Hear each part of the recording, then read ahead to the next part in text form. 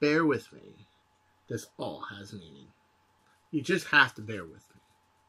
I'm eccentric, I'm an artist. I tell the news, but I tell it in my own light and in my own way and in my own vision and in my own style. This is Nerf News from the Owl Ranch, episode 29. We have a very interesting beginning for this, because this episode is about the future. And a very interesting quote came from a movie once about the future. Future that came to be Los Angeles, for example. Bear with me. You know, there's going to be a lot of irate citizens when they find out that paying for water they're not going to get. Oh, that's all taken care of. Well, how do you suppose that? Incorporate the valley into the city. Simple as that. Let me ask you a question, Mr. Cross. How much are you worth? Oh, I don't know. How much you want? No, how much are you worth? Over 10 million? Oh, my ass. So why are you doing it? How much better can you be? What can you possibly buy then that you couldn't buy now? The future, Mr. Getz. The future. Now, where's the girl? As you know, Evelyn was lost to me a long time ago. Well, who do you blame for that? Her? I never blame myself. You see, most people will never have to come to the fact that at the right time and at the right place, they're capable of anything. Claude, take those glasses from him, will you? It's not worth it, Mr. Getz. Really not worth it. Now, where's the girl? Yeah, you got it. What does that all mean? Well, it means very simply that this film was about the future being put in the wrong hands, and that the only person that had any good notion of doing anything good in the film looked like the Black Widow the whole time. Why do I bring that up in this episode? Well, because we got the future right here. The next era of Nerf, I think, is going to be the next era of Nerf. And no, it's not this shell. It's not these 3 sets of motors. It's that magazine. That's right. The double stack era. But did the double stack era actually start somewhere else and was stolen by some Noah Cross? Could be. We're about to discuss all of this. And welcome to, of course, the next episode of Nerf News from the Owl Ranch, episode 29. Welcome. You're in for a wild fucking ride. Okay, I know what you're saying. You open this up and Chris is reciting lyrics from a movie from 1974. What is it? What does it mean, right? Well, let me try to illustrate, shall we?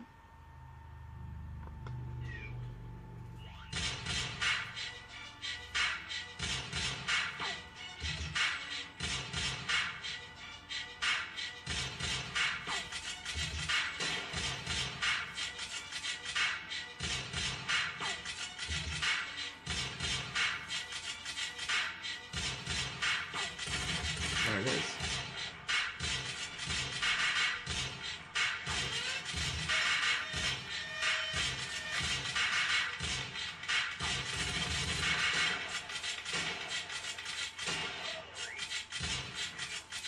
The Future by Worker.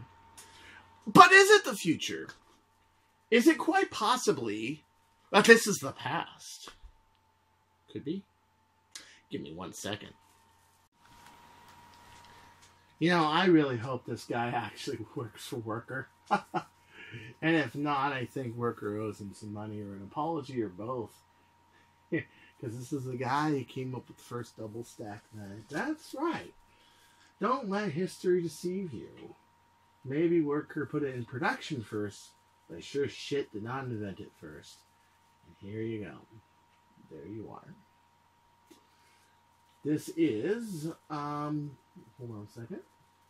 His name is, I think, Haza Su on YouTube. I can give you the link. As a matter of fact, let's almost subscribe because he fucking well deserves to subscribe. No, I guess I'm already subscribed. Okay. Yeah. So, yeah. Throw him a subscribe. Throw him a like. To show him that you care because, quite frankly, yeah. He made it first. He made it before any of those cats did. Look at that. Okay. Now watch. And when was this video made? 2014. That's right, 2014. So now he's got a whole full magazine. See all that? He is loading this sucker up. You see it, right? You see it. There's 30 rounds.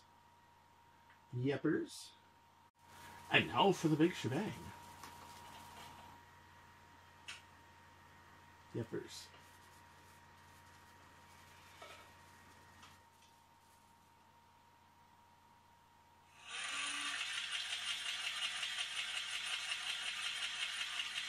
Oh, look how many rounds, man. Just choo. Oh, I love this. I love how he uses actual sights on a blaster. You know, elevation and windage. That's cool. So, yeah. So, the future in workers' hands. The double stack era that didn't catch on back then, but it caught on now. Why didn't it catch on in 2014? Why? Well, I can name you several reasons. Number one, none of the blasters were compatible. Okay, you take, let's say, a bolt sled from a long shot. Yes, we're talking about flywheel, but hang on a second. We do have to have these compatible for other blasters too, like springers, this and that. I know when I designed the Katana mag, compatibility was a huge issue. Okay, it was so big of an issue that it can fit in a standard Nerf mag well. It can work with a standard Stefan breech. It can. It's usable for more than one model. It even went as far as, can one of these actually fit in your Mauser fire? And a Mauser fire wasn't in a production blaster, but it was still something that was required. You see how this top part of the Katana mag is flat? Yeah, why do you think it was flat? It was flat so it would fit in a sharp fire. Because on a sharp fire, you have this flat part of here. And what happens is when this closes, the magazine, and we did this without actually testing it in one, by the way, and it worked perfectly when I went to do it years later, or actually 2 years later. Look at that. It locks up the magazine while it's feeding, and then when the slide goes past, it's free to feed as it wishes. Well, this is on a sharp fire, and there's no way that your normal magazines that normally hook up like round like that, that has to be fixed. It's fixed on the magazines that were made for the original Mauser fire. That whole top part was flattened out. On the Katana mags, they were flattened out as it was. I mean, even that was an issue because we knew that we needed that kind of flexibility for what we had originally intended the Katana mag to be made for, which was, of course, to be exclusive for the Archer pistol, but then became a model that was usable on any long shot, any red, anything that will fit standard magwell. So I'm thinking what happens with this is what happens with any proprietary mag format. It just falls apart. Okay, Explorer has the X-Hawk, for example. How many blasters can you use that thin X-Hawk mag for? Well, I can think of two, and they're not as thin as either my cut-down Pac Ds or my Katana mags. I can think of two. An X-Hawk 2, and I think an Explorer Junior would do it. But everything else out there, you know, it's totally proprietary standard, okay? So it becomes a big problem when you have a proprietary mag. And that means that this better, if you're going to put out a proprietary mag, it better be for something that is a really big deal that will get enough sales to support the tooling costs, the developing costs, and everything else involved with making it. But it does have a major problem, possibly. Let me show you what that is. There is the face of the double stack mag. It's 2 mags wide. You have a mag here on the bottom where it staggers the darts, okay? You probably have a pusher that will push the very top of the next dart over. It's a proprietary system, requires a proprietary blaster, a proprietary flywheel cage, everything else. I find it very interesting that the cages are crushless. They are canted, crushless cages. That's interesting. The other thing I find interesting is that the first cage has to be made wider. Why? Because the dart can either start in one position here or another, or one position here or another position here. This means that that cage has to have enough variance to take that dart and focus it to one point. Or you have to make the wheels wide enough for 2. Okay, and with that wheel wide enough for 2, you could focus it to one point. Your next 2 flat wheels can be single, but it's kind of interesting. So so why aren't these crushless? That is a really big question I have. Why are the cages crushless? Why can't they be high crush cages? That's number one.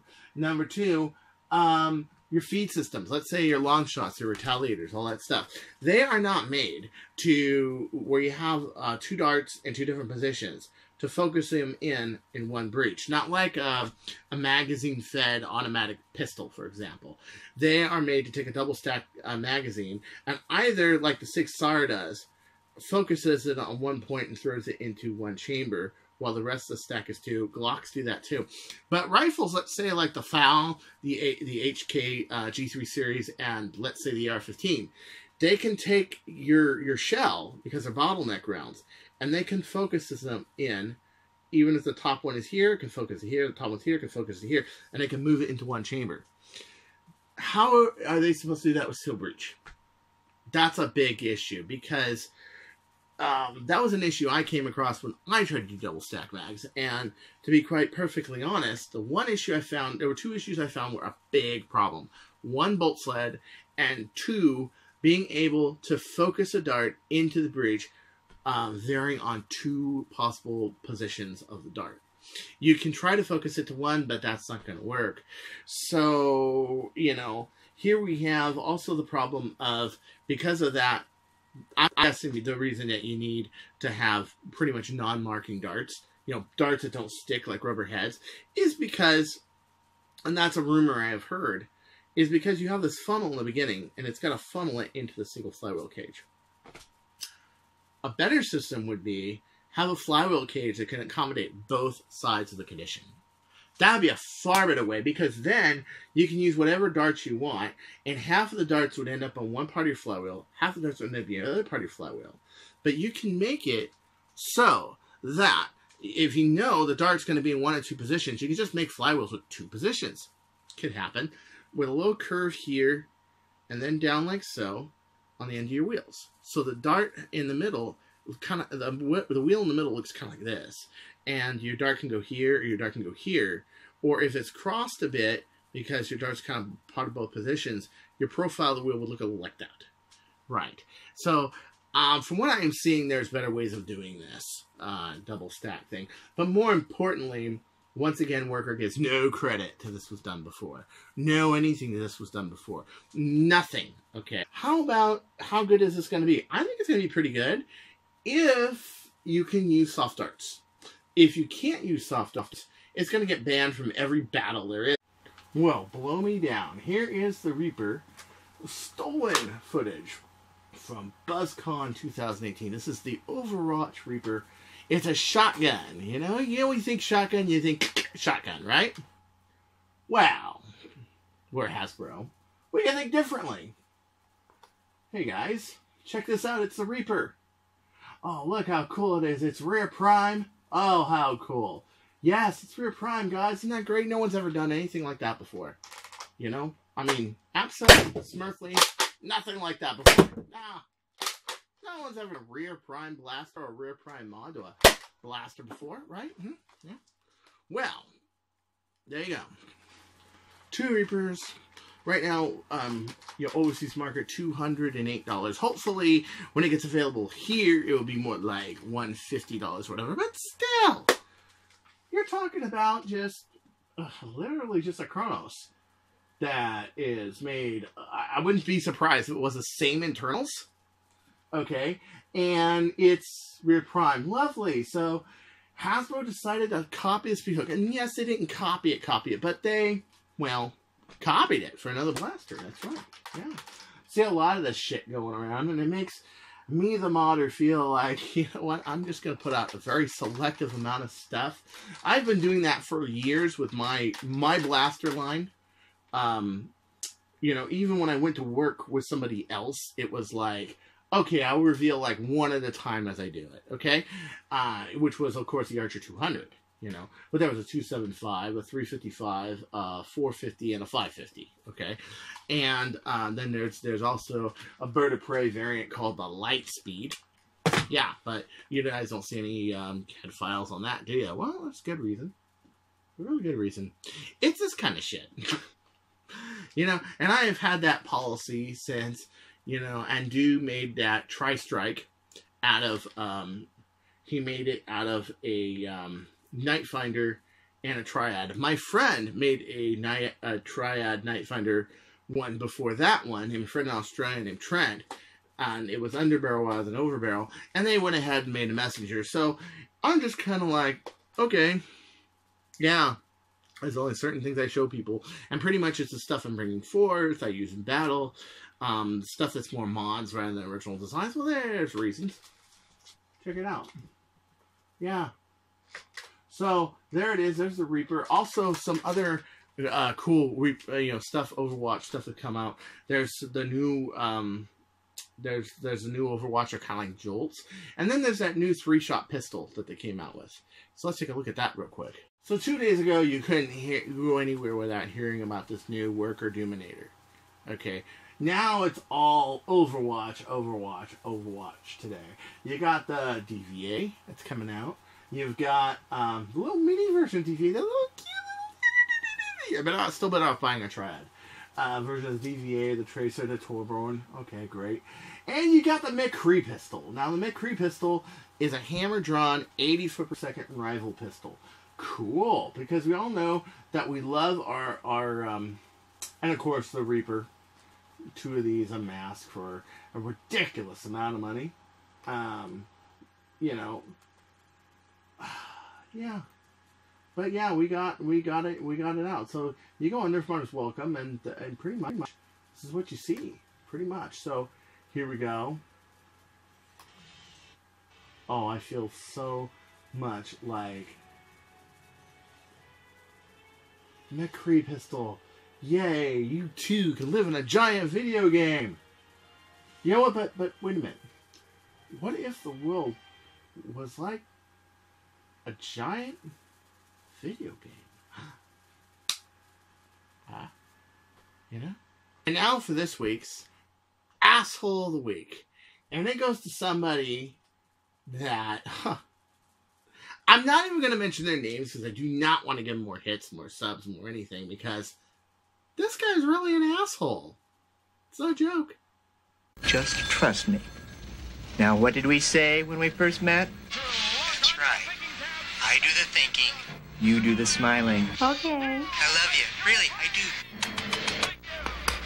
Oh, that's my girl. I love you. Good girl.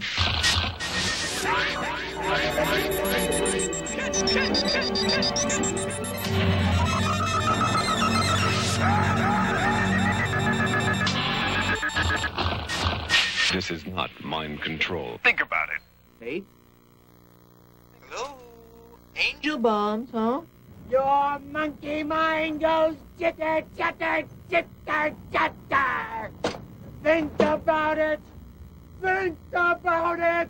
You asshole! You're an asshole, and you know it. This is too weird. Oh, hey guys, check it out. It's Drax Video. How cool, how wonderful. Wow, cool. There's Miss Draculina right there. And yeah, this looks like the original Nair video. Yeah, I remember this video. And there's Drac. Oh, am I glad you took off your mask and you got your fangs and you're just the coolest guy in the world who gave you that wonderful shirt and everything else. Wow, what a cool video. Hey guys, check it out. It's Drac's channel. Oh, what channel is that exactly? Let's see here. Wait, what? Scott's Full Cosplay? Scott's Full Cosplay? Scott's Full Cosplay? Scott's Full Cosplay? That's right. It is not Drac's channel. It is actually a trick from the Germans. That's right. They're at it again. They were at it in World War II, and they're at it again. That's right. Someone's copying his channel. Copying his videos and putting them on their channel. Trying to steal hits. Now, fortunately, they have not been very successful so far, which is why I'm not going to show you their name. I don't want to be successful. See, 2 views. Two views. That's right. That's it. That's all. And that's what it should be. This also happened to me a few months back when somebody made a fan club for me and they stole a whole bunch of content that was filmed with me in it. Fortunately, nothing of it is like my content, like from my page. So I don't know where they got it. The only thing I can think of was at one point in Singapore, one of my flash drives was missing, and I used to go to war with my duffel bag, and it used to a lot of times have a flash drive because I would take the same duffel bag to work every week. So, yeah, this stuff happens. People try to copy. In the same case, the page also, no views. But I don't mention it, make a big fuss out of it, make a big stink out of it. And the reason why is because I don't want to get more popular. Yes, I don't. So I have to mention it now, because now someone else is doing it. And I don't know if it's the same people or not. I'm guessing not, because Scott's Fools cosplay. Scott's Fools cosplay. Yeah. Uh-huh.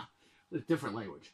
So I'm thinking that someone's trying to move Drax views to their channel, or some of it, and to get some, you know, some monetization from that. But oh, good luck with monetization.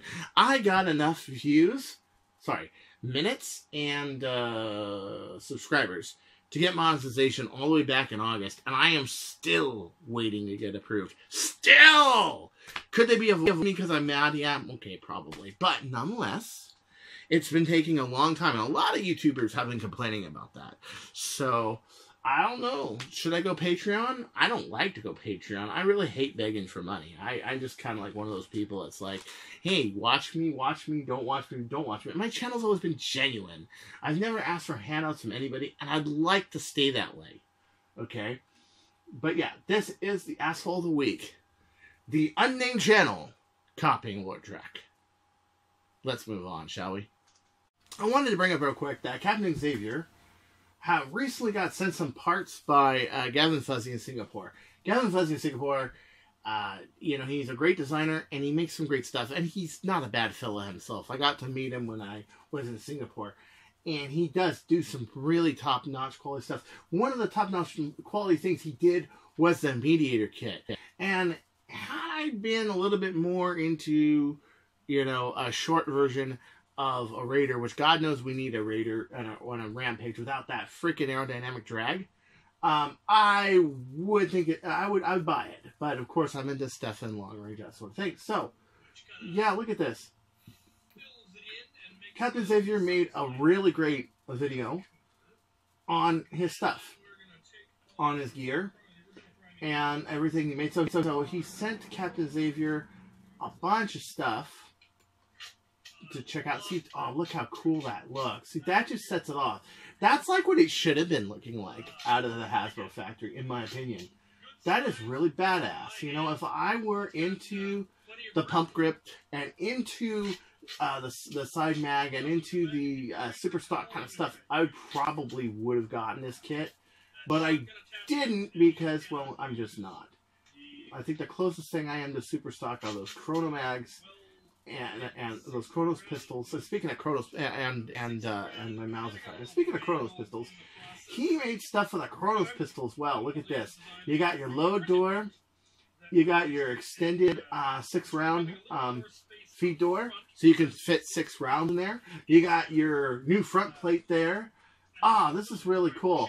If anybody hasn't checked out Gavin Fuzzy and you're looking for 3D parts, dude, talk to this guy first. I'm telling you first. Even if he's got to ship it overseas, it's quality stuff, man. I say the same thing for Monkey Mods. Okay, you got people here. Out of Darks is not bad. Luke Goodman's got a good shop. But I'm saying, even if you're thinking about going NF Strike and Light Take, really think about this, okay? Really, really think about this. Even if they're farther away, that doesn't make them a worse company. It can actually be a better company, and I say the same thing for aftermarket and 3D printed stuff as well. Is sometimes your best manufacturers are not local. And we don't live in a world of convenient thinking or convenient locality. We live in world, so to speak. Remember that. And I really think, wow, this is really cool. Hey, let's move this ahead just a little bit. You had to take the whole thing apart. Let's see here. Let's get to where the point. Captain Xavier. Captain Xavier, also cool. I got to meet him at Ragna. Really cool guy. Okay. So there it is. Wow, look at that. God, that looks so cool. Dude, look at that. I have no real temptation to mod my Chronos, is why I'm happy with them. You know, first off, I try to go as stock look on things as possible. Reason being, I'm playing in a park in Southern California.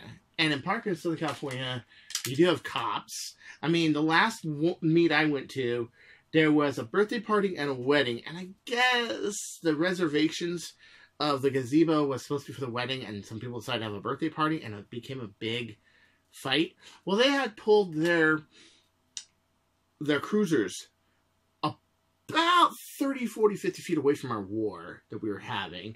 And here I have my bird of prey type AR just sitting on the table. You know, they got this blaster with this scope and this black muzzle on it and this stock on it. I mean, it looks about as weapony as anything else. I gotta tell you, I was nervous. I really was. Because I know how the cops out here can get pretty bad. Oh, another thing. Some people in my crew got a video from Nerf, and Nerf showed that this is not exactly a drop-in kit. Yeah, it's not. And it is actually requires a lot of work to get in. The new worker pull handle right here. Let me show you that real quick. I'm actually very surprised. Nerf did a video on the new Chronos hook, and for some reason, some weird reason, I thought that it would fit back here. Oh yeah, next to the hook of mine that works absolutely perfectly, and it's made out of fiberglass and doesn't make the blaster back heavy or anything else, and also doesn't require any shell cutting or anything else. I showed that right next to that, but don't mind me, okay? Because basically he showed that you have to cut a 3/8 by 3/8 square in the back, and no, not a square. If you want to get it perfectly, it's like a hexagon or an octagon. Yeah. Check it out. It was a lot harder than I thought it was, you know. So he sat here with a X-Acto knife and trimmed it, and then he filed it, and he got it on here, and he said, "Yeah, it's a good solid hook, but you got to do a lot of work on this." Oh, real bummer. I thought this was a drop-in, you know. And it's really funny how many things get complaints that are drop-in or not perfect or not this or not that, and things that are even more imperfect, how they'll never get any complaints because there's that one word again. Convenient. But yeah, look at that. That's just one side. That's just one side. And so he had to keep going and keep going and keep going. And I think finally he got it. He got it to work. But it looks like it takes a lot of time. Yeah. Now, of course, this hook system is not hooked by the back. It's actually hooked by the screw hole that's on your Chronos, like right here, okay? But, still, you have to keep this in mind when you buy this thing. That you want to make sure that this thing fits. You want to make that hole snug so it doesn't look, you know, janky. Yeah. It's on a strong point once you do it, but it is actually a lot of work. I didn't realize that. I did recommend this to a couple people, so, you know, if this is too much work for you, you know, sorry. But, why don't I recommend my hooks? Well, they're not for sale. That's why. You know, I don't have a production shop that can make me fiberglass hooks or make these out of metal or whatever. And I am kind of burnt out right now trying to appease companies to create stuff. And I figure when they get their act together, they'll get their act together and they'll get me some realistic terms. And you know what? That's great for 14K if you want to compress the spring like that.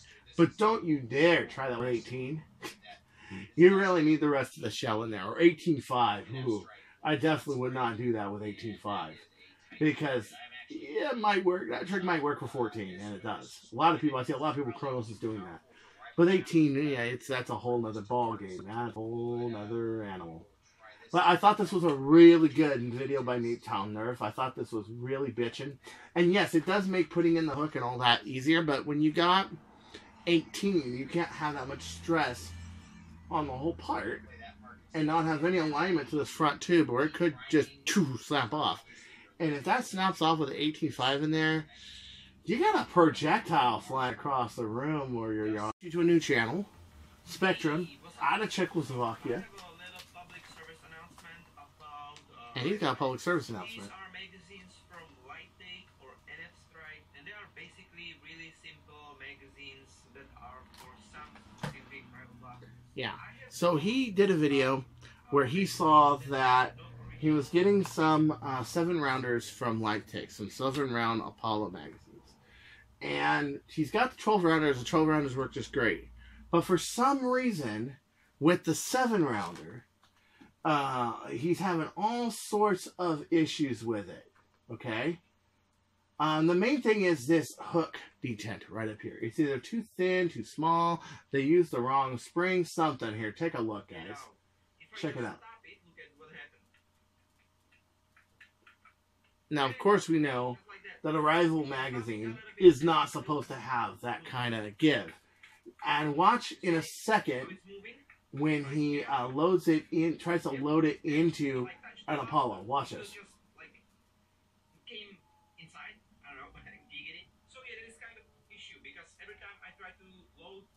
Watch this. Into the blaster, the ball will came loose. It will get stuck inside, or I will just jam it inside, and it's like it's bad. It's really bad. So he tries to load it, and look at that. The whole magazine, all but 3 balls. It just goes all into the blaster, and even when he tries to do those 3, it won't do it. That's terrible. That's terrible. You know, how freaking awful. You know, awful, just awful. And he's got a good channel. I like it. It's very informative. You know, NF Strike are selling these junk magazines. And this is why I kind of wait for the verdict to be in before I buy anything. For the reason that, well, okay, somebody makes a knockoff anything, and Lord knows we can use some rival, you know, 7-round mags or 10-round mags. We can use some 3D printed katanas, you know, because they should be more available. We can use these things, yes, but you have to be careful and aware that the designer may not make it perfectly as the manufacturer intended or wanted.